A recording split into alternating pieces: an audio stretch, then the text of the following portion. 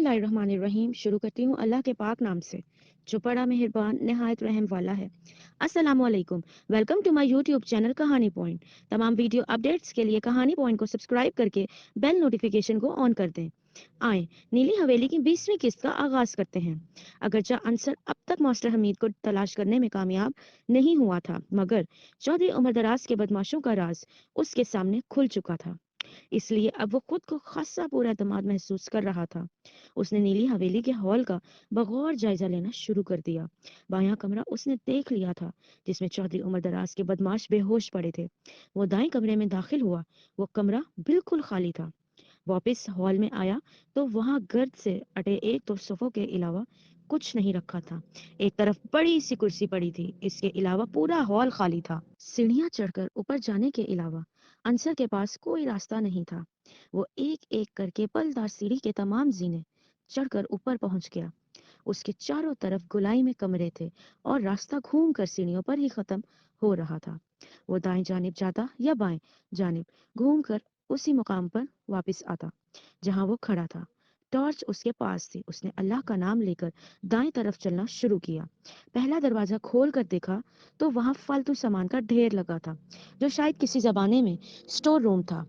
इससे मुहल्लिक दूसरे कमरे का दरवाजा खोला तो वहां एक टूटे हुए पलंग के सिवा कुछ नहीं था।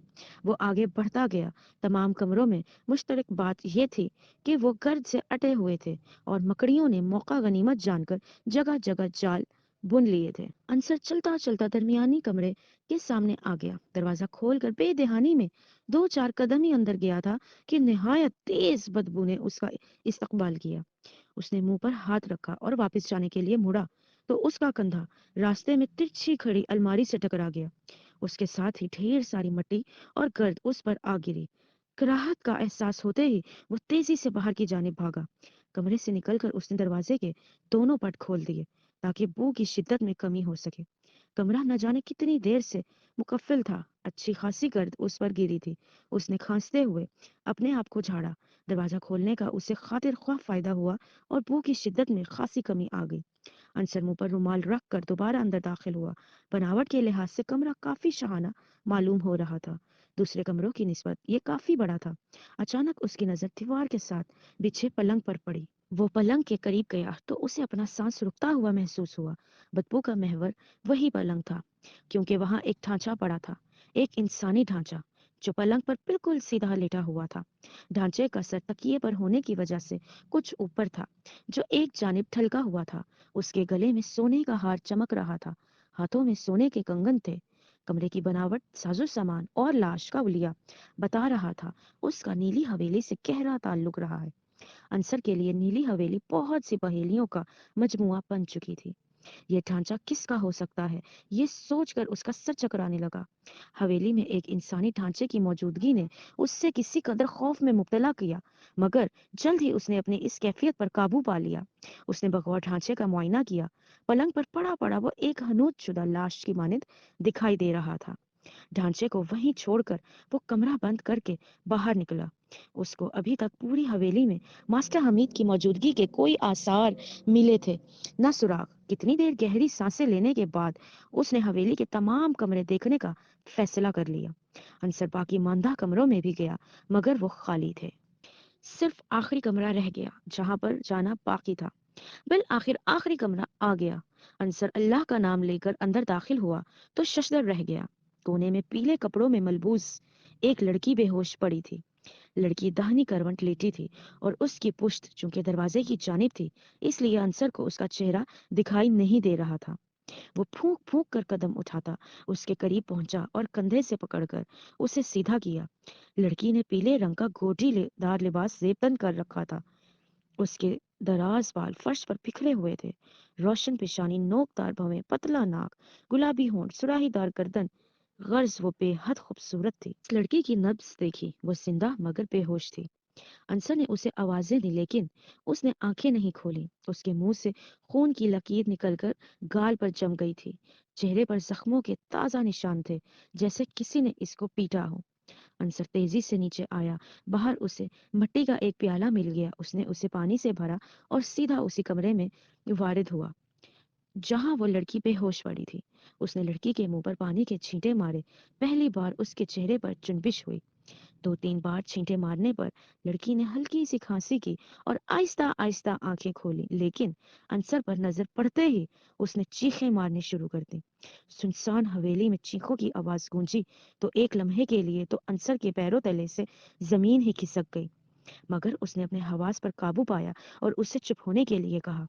लड़की मुसलसल चीखें मार रही थी।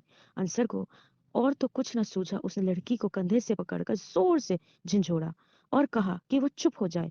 बल आखिर वो चुप हो गई, मगर थोड़ा सा पीछे हटकर डरे डरे अंदाज में उसकी तरफ गौर से देखने लगी। डरो नहीं मुझसे, मैं कोई भूत नहीं हूँ, अंसर ने मुंह बनाकर कहा। मगर तुम भूत की तरह दिखाई दे रहे हो, वो हकला हकला कर बोली। अल्लाह माफ करे, चंद घंटे पहले तक तो मैं इंसान था, उसने घबराकर अपने आप को टटोलते हुए कहा। उसे शक होने लगा, नीली हवेली में आकर कहीं वो सचमुच भूत तो नहीं बन गया। मेरा यकीन करो, मैं वाकई भूत नहीं हूँ, अंसर ने पुरयकीन लहजे में कहा। मैं मास्टर हमीद का बेटा हूँ, यहाँ अपने अब्बा को ढूंढने आया था। इस कमरे में देखा तो आप मिल गई। बस खाकसार ने आपको होश में लाने की गलती की है, उसने मुंह बसोड़ते हुए कहा। ठीक है, लेकिन आपका हुलिया ऐसा है कि मैं डर गई, उसने आहिस्तगी से कहा। अंसर ने उसकी बात पर ध्यान ना दिया। उसे याद आया उसने अभी तक उससे ये पूछा ही नहीं था कि वो कौन है और यहाँ पर क्या कर रही है। बुरा ना माने तो आपका नाम पूछ सकता हूँ, अंसर ने नरमी से पूछा। मेरा नाम परवीन है, उसने बड़ी बड़ी पलकें झपकाते हुए कहा, और मैं फरमान अली की बेटी हूँ। क्या? अंसर को हैरत का शदीद झटका लगा। मगर तुम यहाँ पर क्या कर रही हो?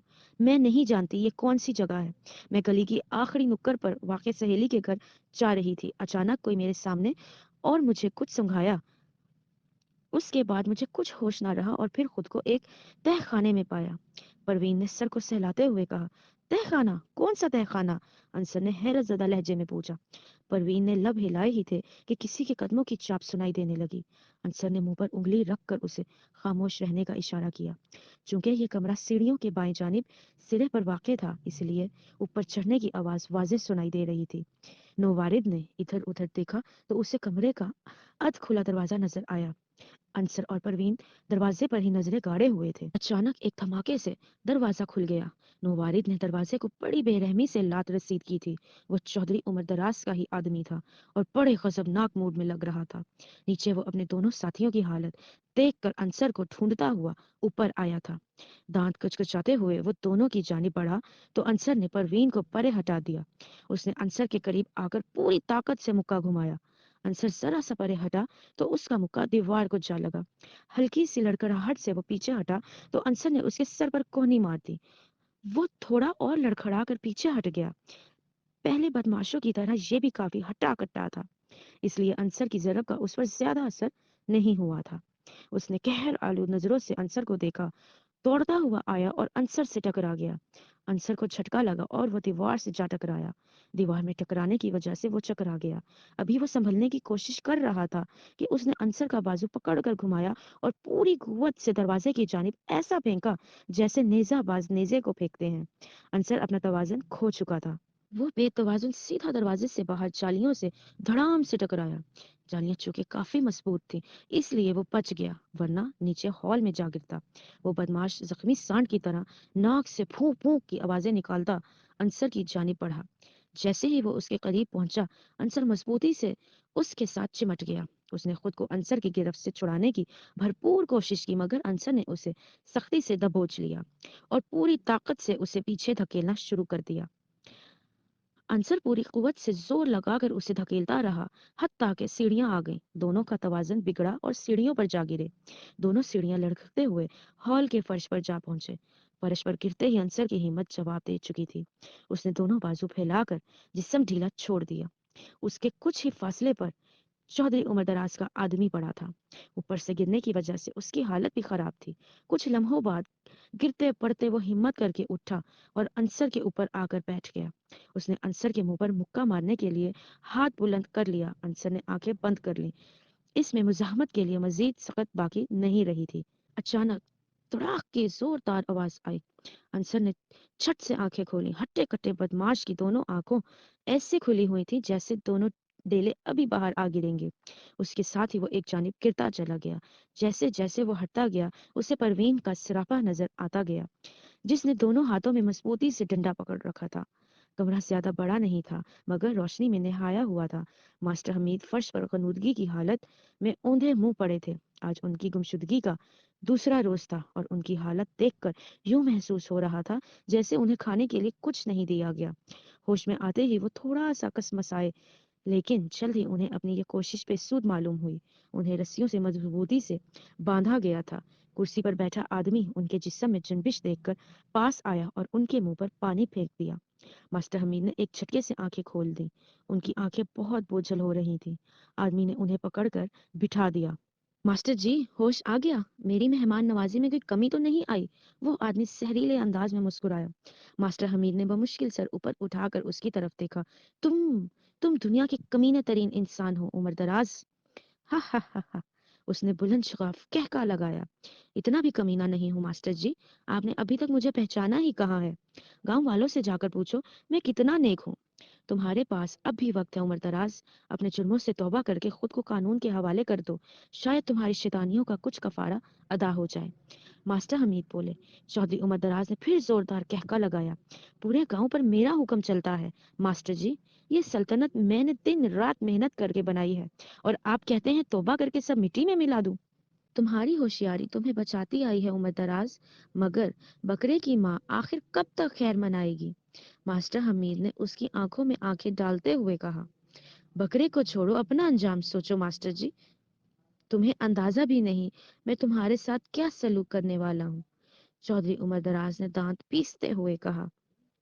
जो एक बार मेरी पकड़ में आ जाता है वो ज्यादा देर जिंदा नहीं रहता। तुम्हें पता है मैं बंदे को मारने के बाद क्या करता हूँ? मास्टर हमीद को खामोश देखकर वो खुद ही बोल उठा। मैं उनके अपने हाथों से टुकड़े करता हूँ और फिर दरख्त पर लटका देता हूँ, ताकि लोग नीली हवेली का नाम सुनकर ही कांपते रहें। इससे मैं गांव की आधी से ज्यादा जरखीज जमीन का मालिक बन गया हूँ। लोग मुझे अपनी जमीनें बखुशी बेच देते हैं। तुम नहीं जानते अब मैं कितनी दौलत का मालिक बन गया हूँ। मैंने लोगों को डरा कर लूटा और थोड़ी सी मदद करके उन्हीं के दिल जीत लिए, ताकि किसी को मुझ पर शक भी ना हो। हा हा हा हा, वो बुलंद आहंग कह के लगा रहा था। मास्टर हमीद का दिल गम में डूब गया। उनके लिए ये बहुत बड़ा इंकशाफ था। गांव में घिनौनी वारदातें करने वाला शैतान आज उनके सामने था, मगर वो बहुत बेबस थे। उनकी आंखों में आंसू तैरने लगे। आज उन्हें यकीन हो गया था कि चौधरानी नेक बख्त का कातिल भी यही है। बच्चों की गुमशुदगी में भी तुम्हारा ही हाथ है? मास्टर हमीद ने कांपती आवाज से पूछा। जी मास्टर जी, इन्हें इंसानी स्मगलरों को बेच देता हूँ। इस काम में तो जमीनों से भी अच्छी कमाई हो जाती है। जमीनों से तो फसलें कटने के बाद पैसे मिलते हैं, मगर यहाँ तो रातों रात जेब भर जाती है। मुंह मांगे दाम मिलते हैं मास्टर जी। हा हा हा हा, वो मकरूह अंदाज में कह के लगा रहा था। आख थू, मास्टर हुसैन ने नफरत से चौधरी उमर दराज के मुंह पर थूक दिया। तुम्हारे जुल्मों की रात खत्म होने वाली है शैतान। चौधरी उमर दराज को मास्टर हमीद से ऐसे रद्द अमल की तवक्का नहीं थी। उसके दो मुलाजिम पास खड़े ये मंजर देख रहे थे। चौधरी उमर दराज को अपनी तौहीन महसूस हुई। उससे ना रहा गया तो आगे बढ़कर मास्टर हमीद के पेट पर गुस्से से लात मार दी। मास्टर हमीद की चीख निकली और वो तर्ज से दोहरे हो गए। चौधरी उमर दराज ने मास्टर हमीद को सर के बालों से पकड़कर और जोर से जमीन पर दे मारा। उनकी चीख बुलंद हुई और कच्चे फर्श पर खून फैलने लगा। चौधरी उमर दराज ने एक और लात मारी, मगर इस बार उनकी चीख नहीं निकली। वो बिल्कुल बेहिस्सो हरकत पड़े थे। चौधरी उमर दराज ने मास्टर हमीद को गिरेबान से पकड़कर ऊपर उठाया। देखो मुझे, गौर से देखो। कौन हूं मैं? पूरा गांव मुझसे डरता है, तुम्हें मुझसे डर क्यों नहीं लगता? चौधरी उमर दराज ने हजियानी अंदाज में चीखते हुए मास्टर हमीद के जिस्म को झंझोड़ा। चौधरी साहब, लगता है ये मर चुका है, एक मुलाजिम ने कहा। उसने मास्टर हमीद को छोड़ दिया। उनके सर से बदस्तूर खून बह रहा था। चौधरी उमर दराज से टकराने का अंजाम यही होता है। सुबह होने से पहले इसके टुकड़े करके पीपल के दरख्त पर लटका देना। गांव वालों को एक और तोहफा देने का वक्त आ गया है। जी चौधरी साहब। चौधरी उमर दराज की बात सुनकर दोनों मुलाजिमों ने असबात में सर हिला दिया। पीजू, काला और अच्छू क्यों नजर नहीं आ रहे? कहाँ मर गए हैं ये तीनों? चौधरी उमर दराज ने गुस्से से पूछा। चौधरी साहब, वो नीली हवेली की तरफ गए हैं, मैं उन्हें देखकर आता हूँ। एक मुलाजिम जाने के लिए मुड़ा। ओए माखे, इन्हें देखने बाद में जाना, पहले तुम दोनों मुझे आकर दबाओ। सुबह गांव वाले मास्टर जी की लाश देखकर दौड़े दौड़े मेरे पास ही आएंगे। इससे पहले कुछ देर आंख लगा लेता हूँ, और इस लड़की को भी सुबह होने से पहले पार्टी के हवाले करना है। बहुत दिनों से हमारी मेहमान बनी बैठी है। चौधरी उमर दराज की हिदायत सुनकर दोनों ने एक बार फिर मोदबाना अंदाज में सर हिलाया और चौधरी उमर दराज के पीछे पीछे जीने पर चढ़ने लगे। जीना एक जगह पर जाकर खत्म हो गया।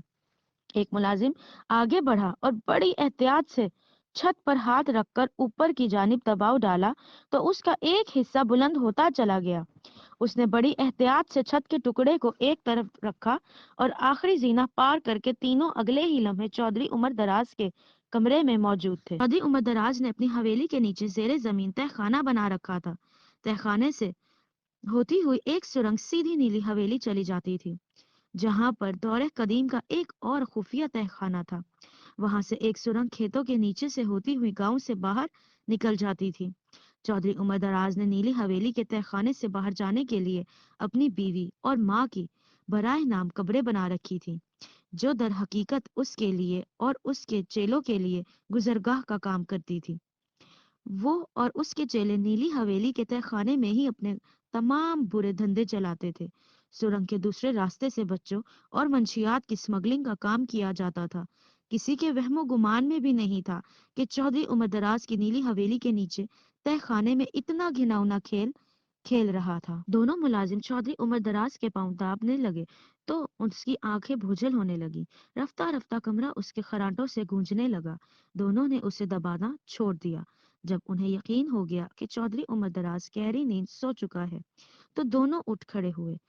ओए गल्लू, तू ऊपर से खेतों से होता जा और लड़की को नीली हवेली से लेकर नीचे सुरंग में आ जा। और हाँ, उन तीनों हरामियों को भी बुला ला।